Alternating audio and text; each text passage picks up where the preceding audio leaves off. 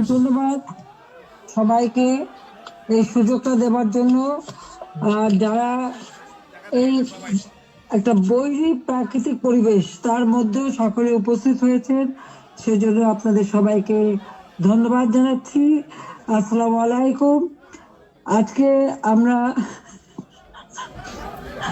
সবাই যেখানে আপনাদের সঙ্গে কথা বলতে পারছি, সেই জন্য সত্যি আমি খুব আনন্দিত।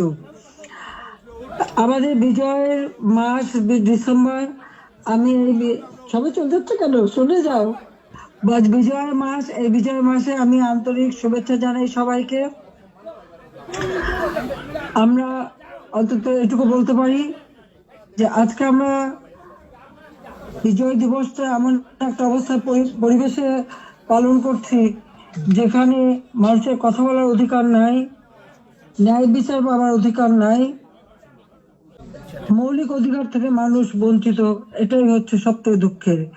আমাদের মহান নেতা জাতির পিতা বঙ্গবন্ধু শেখ মুজিবুর রহমানের নেতৃত্বে এই দেশ আমরা স্বাধীন করেছি।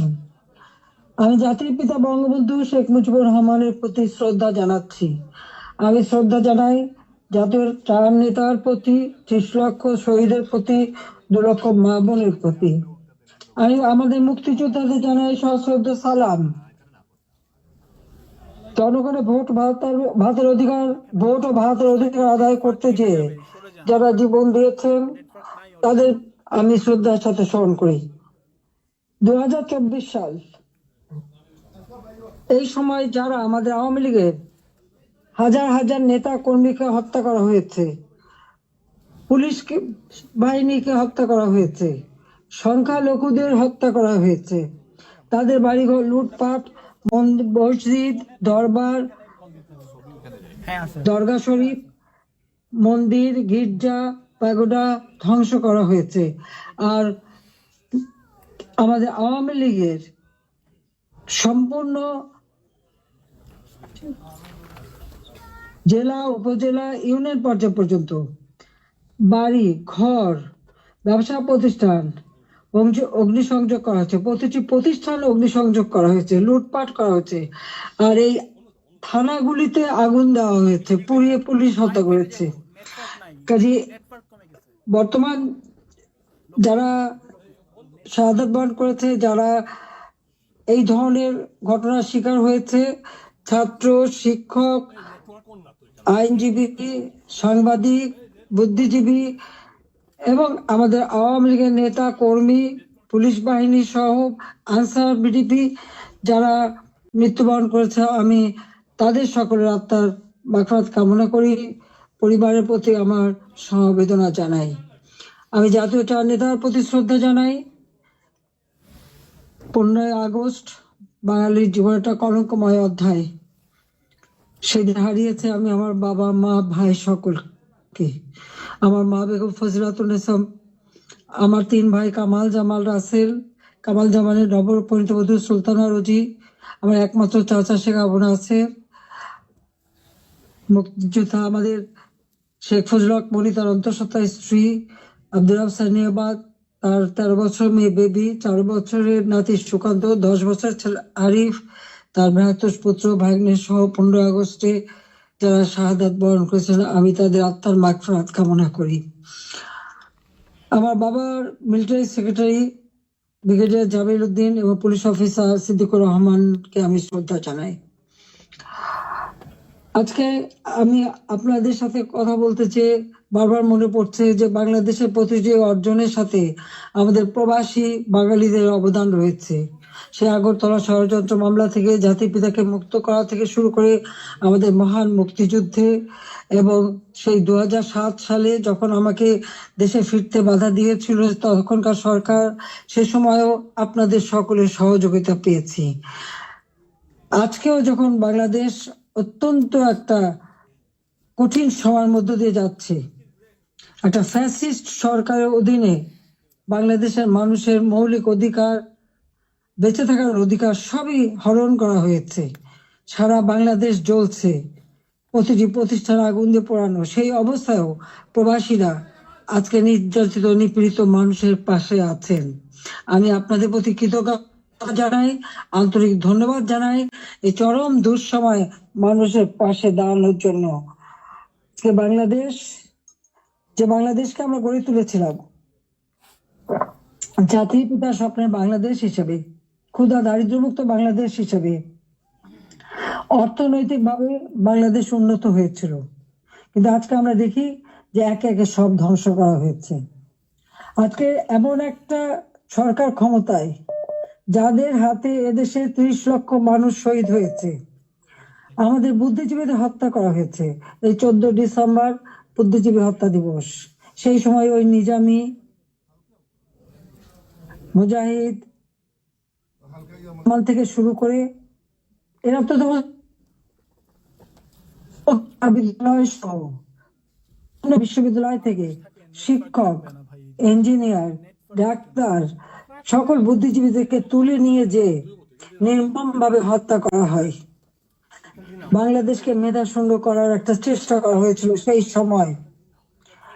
একদিকে পাকিস্তানি হানাদার বাহিনী, তাদের গণহত্যা, আর সেই সাথে সাথে এই আলবদর রাজাকার আল-শামস বাহিনী বানিয়ে আমাদের একদিকে গণহত্যা, পাকিস্তানি হানাদার বাহিনীকে সহযোগিতা করা, অপরদিকে বুদ্ধিজীবীদের হত্যা করেছিল, যারা সেই ডিসেম্বর মাসের 14 তারিখ মানে 10 তারিখ থেকে 14 তারিখ পর্যন্ত কয়েক শত বুদ্ধিজীবীকে নির্মম ভাবে হত্যা করে। আমি তাদেরও আত্মার শান্তি কামনা করি, মাগফিরাত কামনা করি।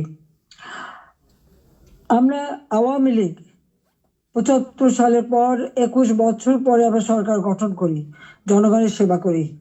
2008-এর নির্বাচনে আমরা জয়ী হই।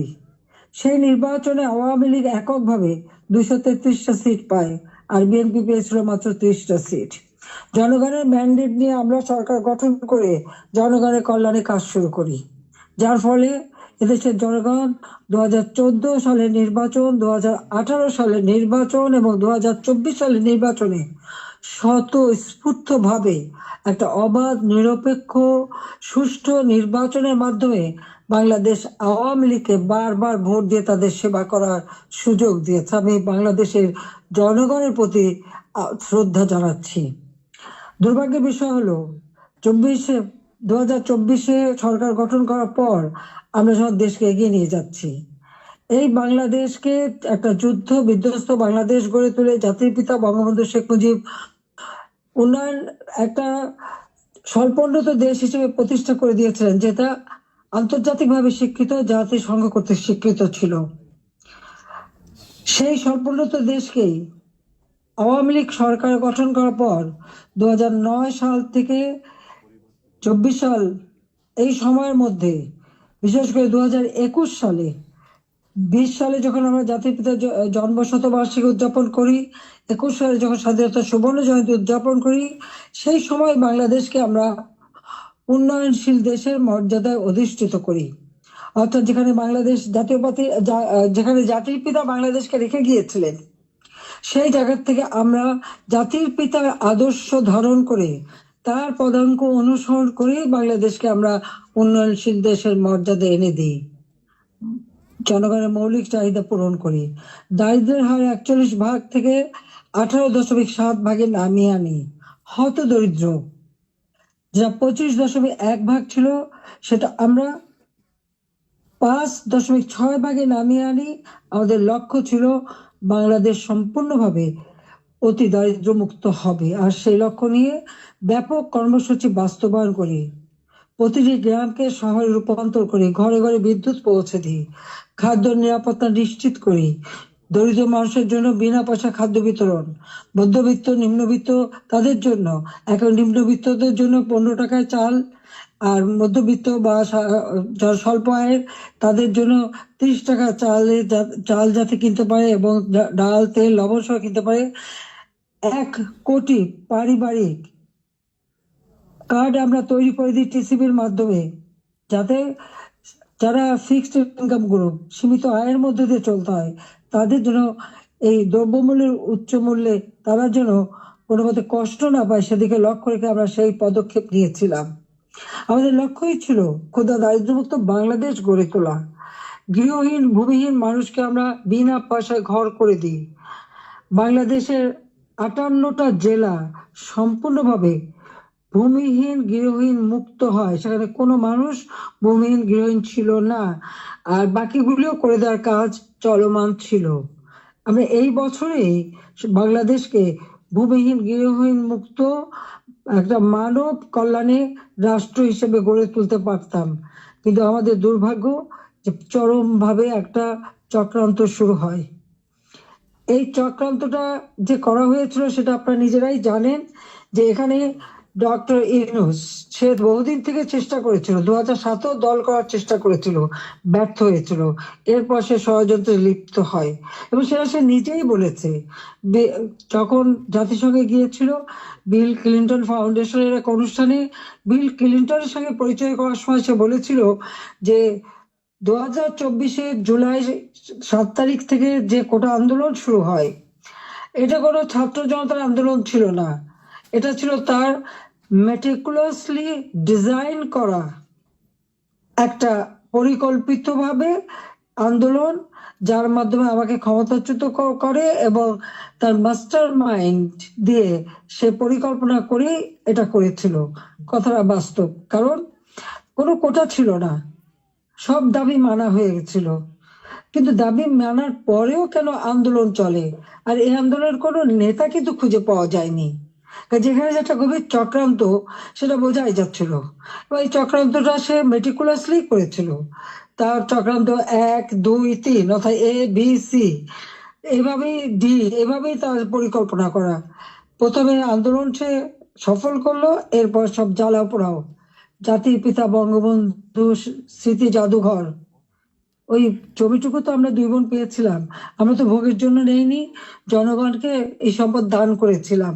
সেই বঙ্গবন্ধু ভবন স্মৃতি জাদুঘর আগুন দিয়ে পোড়ায়, একসাথে ওই লাইনে 9টা বাড়ি পোড়ায়, 4টা মানুষ পুড়ে মারা যায়। খালি এখানেই না, সারা বাংলাদেশ আগুন দিয়ে জ্বালায় তারা। সেই মেট্রো, ওই ইউনূসের একজন সমন্বয়ক, সে সে নিজেই স্বীকার করেছে পুলিশ হত্যা এবং মেট্রো রেলে আগুন না দিলে নাকি তাদের বিপ্লব সফল হতো না। তো পুলিশ হত্যা এবং মেট্রো রেল আগুন দেওয়া, অর্থাৎ শুধু মেট্রো রেল না, যে কটা প্রতিষ্ঠানে আগুন দিয়েছে, বিটিভি থেকে শুরু করে আমাদের সেতু ভবন, সড়ক ভবন, দুর্যোগ মন্ত্রণালয় ভবন, সবই তাদের ওই পরিকল্পনার অংশ। এবং সেই সাথে বঙ্গবন্ধু ভবন থেকে শুরু করে আওয়ামী লীগের সকল নেতা কর্মীদের বাড়ি ঘর, ব্যবসা প্রতিষ্ঠান সব অগ্নি সংযোগ করে পুড়িয়ে দেওয়া হয়েছে। এমনকি নরসিংদীতে আপনারা দেখেছেন, জেল ভেঙে দিয়ে সেখান থেকে সমস্ত কয়েদি, জঙ্গি, সন্ত্রাসী তাদেরকে ছেড়ে দেওয়া হয়েছে।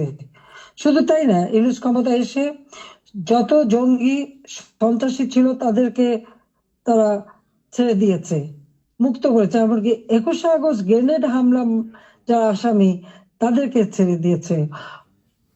হলি আর্টিজানে যেখানে জঙ্গি হামলা হয়, আমরা সেই হামলা মোকাবেলা করে সেখানে কিছু মানুষ উদ্ধার করি, কিন্তু অনেক মানুষকে তারা হত্যা করে। সেই অপরাধী জঙ্গি সন্ত্রাসী যাদের বিচার হয়েছিল, সাজাপ্রাপ্ত, তাদেরকেও মুক্ত করে দেয়। মানে এটা কোন ধরনের কাজ আমরা জানি না। আর দেখা যাচ্ছে যে শুধু আগুন দিয়ে পোড়াচ্ছে না, বাড়ি ঘর সম্পত্তি লুটপাট করা এবং তারপরে অগ্নিসংযোগ করা, সংসদ ভবনে আক্রমণ, সেখানে ভাঙচুর করা,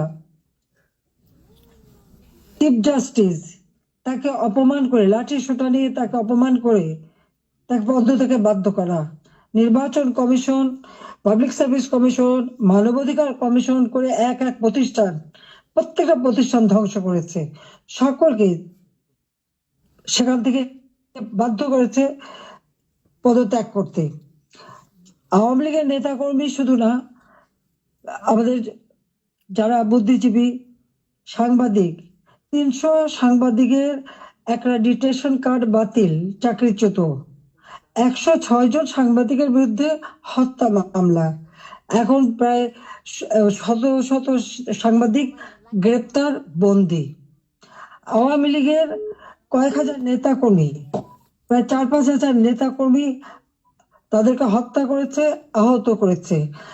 পুলিশ 3,000-এর মতো পুলিশ পুলিশকে হত্যা করেছে। আনসার 40 জন আনসারের কোনো খবরই নাই, তাদের গুম হয়ে গেছে, তারা আর বাড়ি ঘরে আসতে পারে না, জানেও না তারা কোথায় আছে। তাদেরকে মেরে তাদেরকে লাশ পর্যন্ত গুম করে দেওয়া হয়েছে। সব ব্যবসায়ী, সাংবাদিক, সংস্কৃতি কর্মী, পেশাজীবী প্রত্যেকের বিরুদ্ধে মিথ্যা মামলা আর হত্যা মামলা। আমি জানি না পৃথিবীর কোনো দেশে এত হত্যা মামলা হয় কিনা। আমার নিজের একার বিরুদ্ধেই তো বোধহয় 250 মামলা, তাও আবার হত্যা মামলাই অধিকাংশ। একদিকে হত্যা মামলা দিয়েছে এবং আমাদের যত নেতা কর্মী তাদেরকে গ্রেপ্তার করেছে। গ্রেপ্তার করবার পর যখন কোর্টে নেয়, তাদের উপর হামলা করা হয়। এটা তো পৃথিবীতে আমরা কোনোদিন দেখিনি। আপনারা জানেন যে এমনকি একজন সাধু চিন্ময় কৃষ্ণ দাস, তাকে গ্রেপ্তার করা হলো, কিন্তু তার পক্ষে আইনজীবী দাঁড়াতে পারবে না। এটা কোন ধরনের বিচার যে একজন আসামির পক্ষে আইনজীবী দাঁড়াতে পারবে না? যদি কোনো আসামি আইনজীবী না দিতে পারে তো এটা সরকারের দায়িত্ব আইনজীবী নিয়োগ দিয়ে দেওয়া, ন্যায় বিচারের স্বার্থে। বাংলাদেশে ন্যায় বিচার নাই, এবং তার পক্ষে দাঁড়ালো কেন? সেই জন্য আইনজীবী পিটিয়ে হত্যা করা। এবং তাদের এবারে আমরা একটা অদ্ভুত ব্যাপার দেখি যে মানুষকে পিটিয়ে হত্যা করা। মানুষ কেন? অবলা পশুও রেহাই পায় না। আওয়ামী লীগ নেতার বাড়িতে তাকে পায়নি বলে তার বাড়ির পালা গরু, সেই গরুকেও তারা কিভাবে পিটিয়ে হত্যা করেছে, এই জামাত শিবির এবং আমাদের রিনুস সাহেবের মানে সন্ত্রাসী ক্যাডাররা, সেটা নিশ্চয়ই আপনারা ভিডিওতে দেখেছেন। ছাত্রলীগের নেতাকে পায়নি, তার মা নামাজ পড়ছিল, তার মাথায় বাড়িতে তাকে সেখানে মেরে ফেলেছে। যুবলীগের নেতা এই মৌলভীবাজারে গত কালকের ঘটনা, 7 তারিখে সেখানে আগুন দিয়ে যুবলীগ নেতার মা এবং চাচিকে পুড়িয়ে হত্যা করেছে। 250-এর উপর থানা যখন অগ্নিসংযোগ করেছে, লুটপাট করেছে, পুলিশ ভিতরে তাদেরকে পুড়িয়ে মেরেছে, পিটিয়ে মেরেছে। এমনকি একটা অন্তঃসত্ত্বা পুলিশ হাত পা ধরেছে যে ভাই আমাকে মারবেন না, আমার পেটে বাচ্চা। তাদের কথা কান দেয়নি, তাদেরকে পিটিয়ে পিটিয়ে হত্যা করেছে। সরকারি কর্মচারীদের উপরও পর্যন্ত নির্যাতন চলছে। কর্মকর্তা কর্মচারীদের হয়রানি, গ্রেপ্তার, মামলা দিয়ে চাকরিচ্যুত অথবা ওএসডি করা হচ্ছে। এটা জানি না রিমান্ডে নিয়ে নির্যাতন করছে। আমাদের আওয়ামী লীগের নেতা থেকে শুরু করে সকলকেই রিমান্ডে নেওয়ার পর তাদের উপর অকথ্য অত্যাচার হচ্ছে, নির্যাতন করা হচ্ছে। চরম মানবাধিকার লঙ্ঘন চলছে বাংলাদেশে, চরম একটা ফ্যাসিস্ট সরকার। আমার বিরুদ্ধে কথা বলা হয় আমি নাকি ফ্যাসিস্ট ছিলাম, আমি নাকি স্বৈরাচারী ছিলাম। তা আমি একটা প্রশ্ন করি, আমার সময় তো সংবাদপত্র, টেলিভিশন, রেডিও, সোশ্যাল মিডিয়া সবই তো সম্পূর্ণ স্বাধীনতা ভোগ করেছে। যার যখন যেরকম আলোচনা করা দরকার করেছে, টক শোতে যত রকমের সমালোচনা করা তারা করেছে। রেডিও, টেলিভিশন, সংবাদপত্র সবই তো স্বাধীন ছিল। কই এখন তো তারা কোনো নিউজ দিতে পারে না। প্রত্যেক জায়গায় ইউনুস তো নিজেই একটা মাস্টার মাইন্ড খুনি, তার এজেন্ট সব জায়গায় আছে। প্রত্যেক জায়গায় তারা ঠিক করে দেয় কোন সংবাদ যাবে, কোন সংবাদ যাবে না। এই যে বাংলাদেশে এত ঘটনা ঘটে যাচ্ছে, প্রায় 1 কোটির মতো প্রতিষ্ঠান শুধু অগ্নিসংযোগ করে ধ্বংস করা হয়েছে। ইন্ডাস্ট্রি, হোটেল, 5 স্টার হোটেল থেকে শুরু করে কোনো কিছু বাদ যায়নি তাদের আক্রমণ থেকে। কেউ কি কোনো একটা নিউজ দিতে পেরেছে? কেউ কি কোনো সংবাদ দিতে পেরেছে? কেউ কি বিচার চাইতে পেরেছে? বিচার চাওয়ারও সুযোগ নেই, থানায় মামলা দেওয়ার সুযোগ নেই। মামলা শুধু সেটুকু হবে যেটুকু তারা বলে দেবে সেইটুকু। ন্যায় বিচার পাওয়ার অধিকার মানুষের নাই। উচ্চ আদালত থেকে শুরু করে সর্বক্ষেত্রে দলীয়করণ, চরম ভাবে দলীয়করণ। বলছে বৈষম্য বিরোধী আন্দোলন, এখন তো দেখা যায় সব জায়গায় বৈষম্য সৃষ্টি করা হচ্ছে। আমি একটা কথাই বলতে চাই, যে যে সমস্ত অপবাদগুলি দেওয়া হয়েছে সবাই একটু তুলনা করে দেখুন, যে আওয়ামী লীগ সরকারে থাকতে মানুষ কিভাবে স্বাধীনতা ভোগ করেছে, সেটা সোশ্যাল মিডিয়া হোক, তাদের বক্তব্য হোক, মিটিং মিছিলে হোক, সবকিছুতে অধিকার ছিল। আমরা তো সেখানে হস্তক্ষেপ করিনি। কিন্তু আজকে কি, আওয়ামী লীগের একটা নেতা কর্মী রাস্তায় নামতে পারে না, রাস্তা দিয়ে হেঁটে যাচ্ছে, একজন বলে দিল উনি আওয়ামী লীগের কর্মী, সঙ্গে সঙ্গে তাকে এক কোপ দিয়ে হাত ফেলে দিল, কেটে ফেললো। কোন দেশে বাস করি আমরা? কি অপরাধ! আর সেই সাথে দেখা গেল কি, এই অপরাধীদের দায় মুক্তি দেওয়া হলো। জুলাই 15 তারিখ থেকে এ পর্যন্ত যাদের হত্যা করা হয়েছে, লুটপাট, অগ্নিসংযোগ, মানুষ হত্যা, ছাত্র হত্যা, প্রতিটি শিক্ষা প্রতিষ্ঠানে লুটপাট, সেখানে তাদের উপর নির্যাতন, শিক্ষকদের উপরে নির্যাতন, ছাত্রদের উপরে নির্যাতন, প্রতিটি জায়গায় নির্যাতন চালানো হচ্ছে। আপনাকে একবার ভাবতে পারেন, শিক্ষক, গুরুজন, শিক্ষককে দেখলে ছাত্ররা ভয় পায়, সমীহ করে। আর আমরা কি দেখলাম আমাদের মানে নোবেলের আমলে? আমরা দেখলাম ছাত্ররা শিক্ষকদের অপমান করছে, অধ্যক্ষকে পদ থেকে বাধ্য করছে, ছাত্রীরা প্রিন্সিপালকে গাছের সাথে বেঁধে রাখছে, ছাত্রছাত্রীরা টিচারের গলায় জুতোর মালা পরাচ্ছে, গালে থাপ্পড় মারছে। এটা কোন ধরনের আচরণ এই কোমলমতি শিক্ষক ছাত্রছাত্রীদের শেখানো হচ্ছে? এদের ভবিষ্যৎটা কি? এরা কি আবার ভবিষ্যতে কোনোদিন বলে বসবে তুমি আমার বাবা না, রিজাইন করো, যেমন শিক্ষকদের রিজাইন করিয়েছে? কোনদিন বাকে বলবে তুমি আর আমার মা না, তুমি এখন রিজাইন করো, মাতৃত্ব থেকে রিজাইন করো, পিতৃত্ব থেকে রিজাইন করো? সেটাই হয়তো বলে বসবে। এটা কি অভিভাবকরা দেখে না? এটা কি ধরনের এই জাতিকে কিভাবে গড়ে তুলছে, সেটাই আমার প্রশ্ন। আমরা তো শিক্ষা দীক্ষায় সব দিক থেকে সুযোগ করে দিয়েছি, আমরা শিক্ষা বৃত্তি দিয়েছি, বয়স্ক ভাতা, বিধবা ভাতা, প্রতিবন্ধী ভাতা, মুক্তিযোদ্ধা ভাতা দিয়েছি, সব বন্ধ, সব বন্ধ করে দিয়েছে। আজকে হাহাকার। বাংলাদেশে আওয়ামী লীগ সরকার আমলে কোনো মানুষ ভিক্ষা করতে হতো না। হ্যাঁ, কিছু প্রফেশনাল ভিখারি ছিল, সেটা আলাদা, কিন্তু মানুষকে তো ওইভাবে খাবারের জন্য হাহাকার করতে হতো না। মানুষ তো অন্তত 3 বেলা খাবার পাচ্ছিল, আজকে সেটাও পায় না। আপনারা দেখেন গরিব মানুষগুলি দিনমজুর, কাজ পায় না, বেকারত্ব বেড়ে যাচ্ছে, যুবকরা কোনো কাজ পাচ্ছে না। আমরা ডিজিটাল বাংলাদেশ করেছি, আমরা ট্রেনিং দিচ্ছি, কম্পিউটার ট্রেনিং এবং ইনকিউবেশন সেন্টার করে দিয়েছি, হাইটেক পার্ক করেছি, বঙ্গবন্ধু স্যাটেলাইট উৎক্ষেপণ করেছি, কর্মসংস্থান গ্রাম পর্যায় পর্যন্ত ওয়াইফাই কানেকশন, ব্রডব্যান্ড কানেকশন আমরা দিয়েছি, মানুষ কাজ করে খেতে পারে, ট্রেনিং দিচ্ছি। আর এখন বিদ্যুৎ নাই, কেউ কাজ করতে পারে না, প্রত্যেকটা গ্রামকে শহরে রূপান্তর করেছি, আমরা রাস্তাঘাট, পুল, ব্রিজ সব করেছি। এখনো বলে এই বড় বড় মেগা প্রজেক্ট, এটা দুর্নীতি খুঁজবে। হ্যাঁ, আমি চ্যালেঞ্জ দিচ্ছি, দুর্নীতি খুঁজে বের করুক।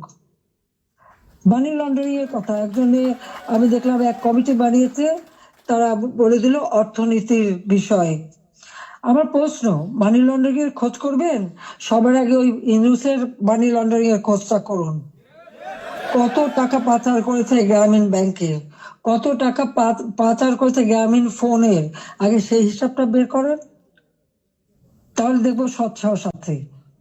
নিজের নামে দুর্নীতির মামলা হয়েছে, সেই দুর্নীতি দমন কমিশন, তাদেরকেও পদত্যাগে বাধ্য করে দলীয়করণ করা হয়েছে, আর সেই দুর্নীতির মামলা, সব মামলা প্রত্যাহার করে নেওয়া হয়েছে। 666 কোটি টাকা ট্যাক্স, কত সম্পদের মালিক যে এত টাকা ট্যাক্স হয়, সেই ট্যাক্সও তার দেওয়া লাগবে না, সেটাও মাপ। নিজের ট্যাক্স মাপ করিয়ে নিয়ে, নিজের দুর্নীতি মামলা প্রত্যাহার করে নিয়ে অন্যের দুর্নীতি খুঁজতে যাওয়া আর অন্যকে ট্যাক্স দেবার জন্য আবেদন করা, এটা কোন ধরনের মানসিকতার, কোন ধরনের খেলা? বা এটা তো জাতির সাথে তামাশা করা, সেটা একটা তামাশা করছে, এটাই আমার মনে হচ্ছে। আজকে বিচার নেই, মানুষ ন্যায় বিচার থেকে বঞ্চিত। আজকে মানুষের পেটে খাবার নেই, আজকে চারিদিকে হাহাকার, মানুষের কথা বলার অধিকার নেই, রাজনীতি করার অধিকার নেই। আমাদের আওয়ামী লীগ কোন অপরাধটা করেছে? বাংলাদেশের মানুষের যতটুকু অর্জন আওয়ামী লীগের হাত দিয়েই। সেই বাংলা ভাষায় কথা বলার অধিকার থেকে শুরু করে স্বাধীনতা অর্জন, বিজয় অর্জন, এই 16ই ডিসেম্বর আমাদের বিজয় দিবস, এই বিজয় অর্জন সবই আওয়ামী লীগের হাত ধরে। বাংলাদেশে কে একটা যুদ্ধ বিধ্বস্ত দেশ, একটি প্রদেশকে রাষ্ট্রে উন্নীত করা, এটাও আওয়ামী লীগের দ্বারা। স্বল্পোন্নত দেশ থেকে আজকে উন্নয়নশীল দেশের মর্যাদা, এটাও তো আওয়ামী লীগ অর্জন করে দিয়েছে। প্রবাসী যারা আছেন, আওয়ামী লীগ সরকার আগে আপনারা প্রবাসে ছিলেন, বাংলাদেশ কোথায় ছিল? সেই সময় আপনারা মানুষের কাছে গেলে কিভাবে? মানুষ তো করুণার চোখে দেখতো। জাতিপিতা বলেছিলেন ভিক্ষুক জাতির কোনো ইজ্জত থাকে না। তাহলে ভিক্ষুক জাতি হতে চায়নি, আত্মমর্যাদাশীল জাতি হিসেবে বাংলাদেশকে গড়তে চেয়েছিলাম, আর সেভাবে গড়েছিলাম। আপনারা নিজে একবার চিন্তা করে দেখেন, আমি সরকারে থাকতে বাংলাদেশ শুনলে পৃথিবী কি বলতো? পৃথিবী বলতো বাংলাদেশ উন্নয়নশীল দেশ, বাংলাদেশ একটা উন্নয়নের মডেল, বাংলাদেশের উন্নয়ন একটা বিস্ময়। বাংলাদেশের মানুষ যেখানে যেত মর্যাদা পেত। আমরা নিজস্ব অর্থায়নে পদ্মা সেতু নির্মাণ করে বাংলাদেশকে দেখিয়ে দিয়ে সারা বিশ্বকে দেখিয়েছি বাংলাদেশ পারে, অসাধ্য সাধন করতে পারে, সেটা আমরা দেখিয়েছিলাম।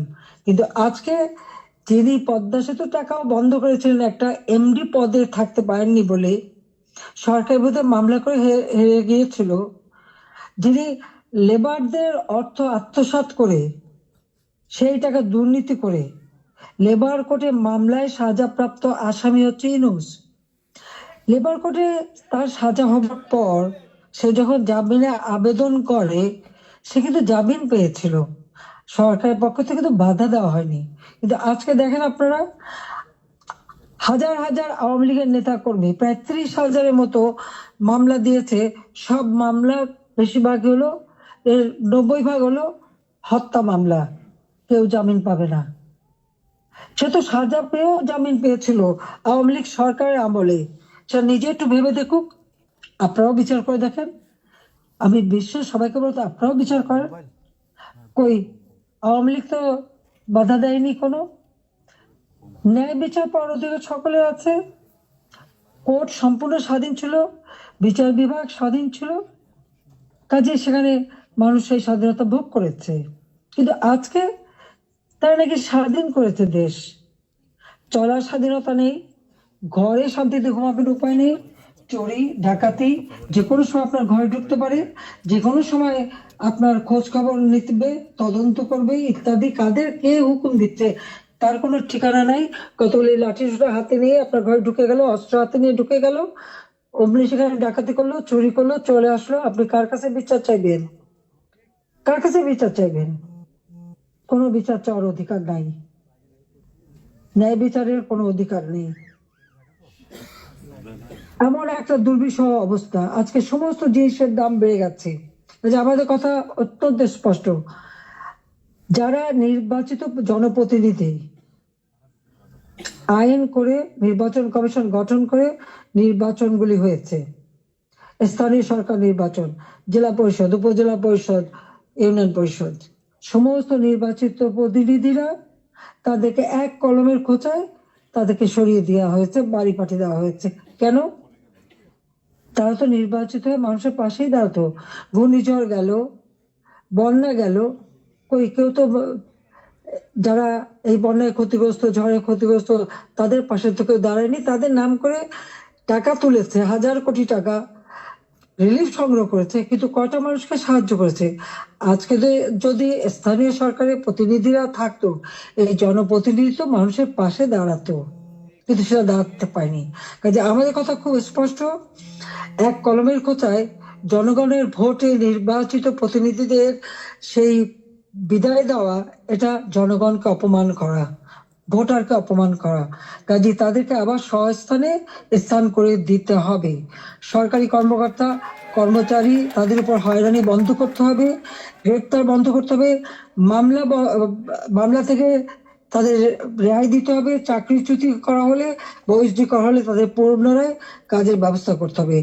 আওয়ামী লীগ সহ সমস্ত রাজনৈতিক নেতা কর্মী, ব্যবসায়ী, সাংবাদিক, সংস্কৃতি কর্মী, পেশাজীবী, শিক্ষক যাদেরকে গ্রেপ্তার করা হয়েছে, মিথ্যা মামলা দেওয়া হয়েছে, সকল মিথ্যা মামলা প্রত্যাহার করতে হবে এবং সকল বন্দীদের মুক্তি দিতে হবে। সেই সাথে সাথে দায় মুক্তি দেওয়া হয়েছে। 15 জুলাইয়ের পর থেকে যারা অপরাধ করেছে তাদেরকে দায় মুক্তি দিয়েছে। এই দায় মুক্তি দিয়ে কিন্তু একটা কাজ করেছে। দায় মুক্তি দেওয়ার অর্থ মানে কি? তার মানে এরা অপরাধী। 15 জুলাই থেকে যে হত্যাকাণ্ড, ছাত্র হত্যা মিছিলে, পুলিশ হত্যা, রাজনৈতিক নেতাকর্মী হত্যা, সাংবাদিক হত্যা, সংস্কৃতি কর্মী হত্যা, যতগুলি হত্যাকাণ্ড ঘটেছে সেই হত্যাকাণ্ডগুলি এবং যতগুলি অগ্নিসংযোগ হয়েছে সেগুলি যারা সংগঠিত করেছে পূর্ণ তদন্ত করে তাদের বিচার করতে হবে। আর এই মিথ্যা মামলাগুলি যাদের বিরুদ্ধে দেওয়া হয়েছে সব মামলা প্রত্যাহার করতে হবে। 15 জুলাই থেকে 8 আগস্ট পর্যন্ত যাদের দায় মুক্তি দেওয়া হয়েছে এই দায় মুক্তি দেওয়ার কোনো অধিকার নেই, তাদের বিচার করতে হবে। কারণ দায় মুক্তি দিয়ে আমাদের মাস্টার মাইন্ড খুনি ইউনূস সাহেব এটাই প্রমাণ করেছেন যে এরা সব অপরাধী, এই সমস্ত অপরাধ তারা করেছে। একই সাথে মিছিল করেছে, ক্লোজ রেঞ্জে গুলি করা হয়েছে, মানুষ মারা হয়েছে। আবু সাঈদের হত্যাকাণ্ড, মুগ্ধর হত্যাকাণ্ড, সব হত্যাকাণ্ডের জন্য কিন্তু এই মাস্টার মাইন্ডেরই দায়ী। কারণ তারাই এই হত্যাকাণ্ড ঘটিয়েছিল, কারণ লাশ ফেলেও সরকার পড়ে যাবে। হ্যাঁ, আমি যদি আরো শক্তি প্রয়োগ করতাম অনেক লাশ পড়তো, আমি সরে আসতাম না। কিন্তু আমি তো লাশের উপরে লাশ ফেলতে চাইনি। আমি তো চাইনি মানুষ আরো জীবন দিক, কারণ আমি তো স্পষ্ট দেখতে পাচ্ছি যে পরিকল্পিতভাবে হত্যা হচ্ছে। পুলিশকে খামাখা দোষারোপ দিচ্ছে, পুলিশকে তো রাবার বুলেট ব্যবহার করেছে এবং যখন পুলিশকে মেরে ঝুলানো হয়েছে তখন তারা তাদের জীবন বাঁচাতে চেষ্টা করেছে। এটা কিন্তু একটা ইউনিভার্সাল সিস্টেম, এটা বিশ্বব্যাপী আছে, তাদেরও আত্মরক্ষার সুযোগ আছে। কিন্তু যারা এভাবে পিটিয়ে পিটিয়ে হত্যা করলো, যারা আগুন জ্বালিয়ে দিয়ে পুড়িয়ে হত্যা করলো, তাদের বিচার কেন হবে না?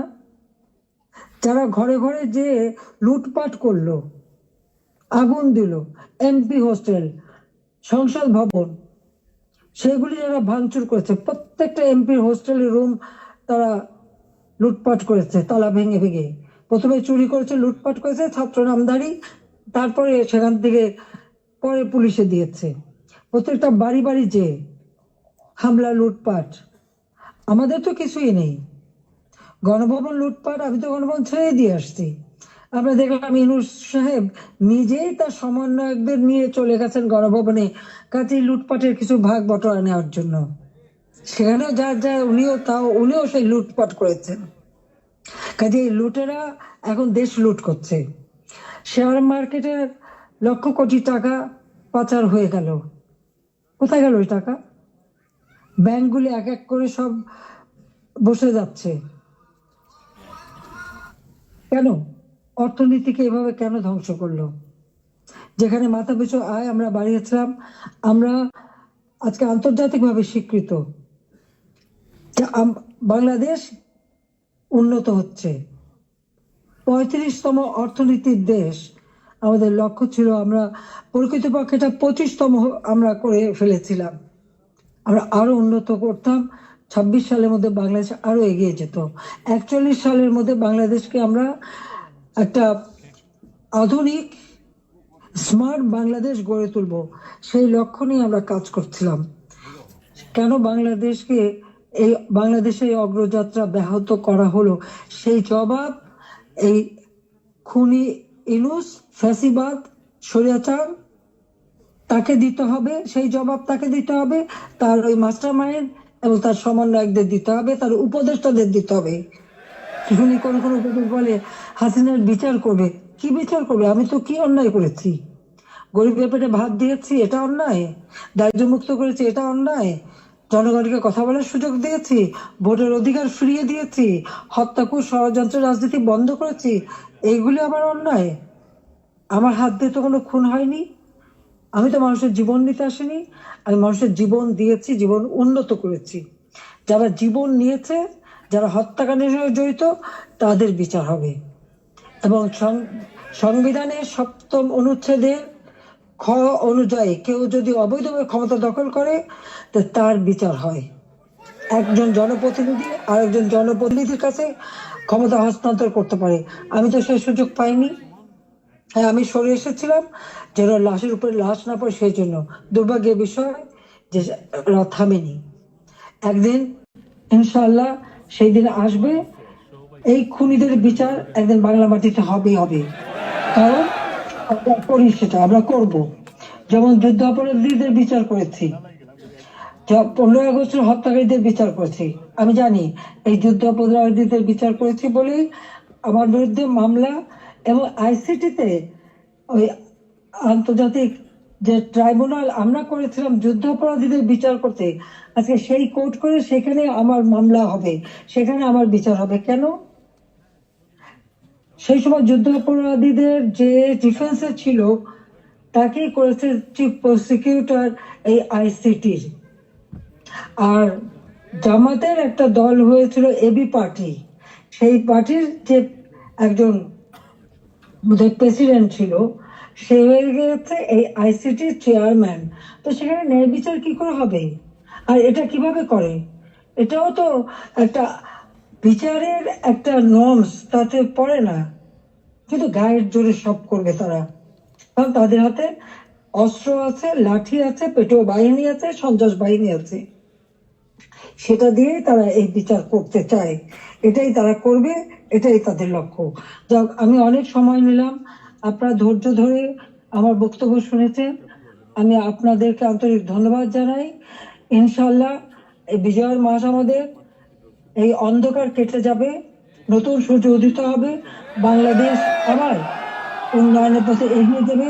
এই ফ্যাসিস্ট খুনি পরিকল্পিতভাবে যে আমাদের দেশকে ধ্বংস করছে, এই খুনি ইউনূস এবং তার যে চালাচামুন্ডা সন্ত্রাস বাহিনী, তার উপদেষ্টা, তার সমন্বয়ক, ইনশাল্লাহ বাংলাদেশের জনগণই তাদের বিচার করবে, সে বিচার হবে।